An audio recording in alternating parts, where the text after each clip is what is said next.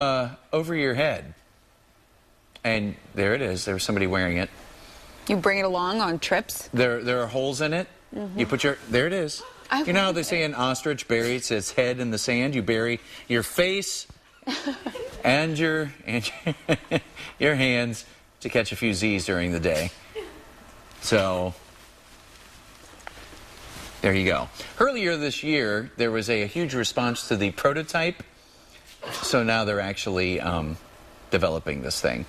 And then if you contribute, they'll send you one. How about that? OstrichPillow. So that's how I'm going to get one. Because I think this is ridiculous looking, but I want one. It's like your own private little... When you're wearing it just kind of like that, though, and it's, you know, when you're tilted down, that's one thing. But when you're just sitting at the airport like that, it looked like a giant squid. You could scare people. Big eyes. You could. Big Halloween. I love it. And nap at the same time.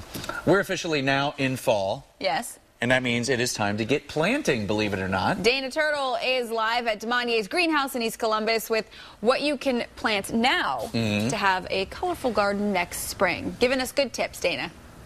Well, I tell you one thing that I know you can plant now, and that is bulbs. We've already talked a little bit about these, but you know, fall's really a popular time for planting a lot of things, and including your lawn, which is a big deal, right? Absolutely. It's a great time, Dana, to take care of the lawn. Right now, you have a lot of patch problems. You know, it's a good time to rake them out with a nice hard rake.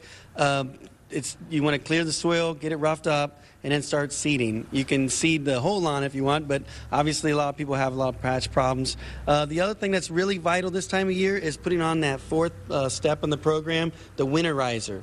This really helps your yard for next spring. So, okay, so if you're like me and you show up at a store and you see like the piles of stuff, how do you know what you're getting? Like, this is like Greek to me. I have no idea. Yeah, well, basically, it's just different times of the season. You want to use different fertilizers to do different things. So, basically, right now, like I said, this is the time to do the winterizer step. And this step helps to build up a nice root system for next spring. You'll have a real green yard.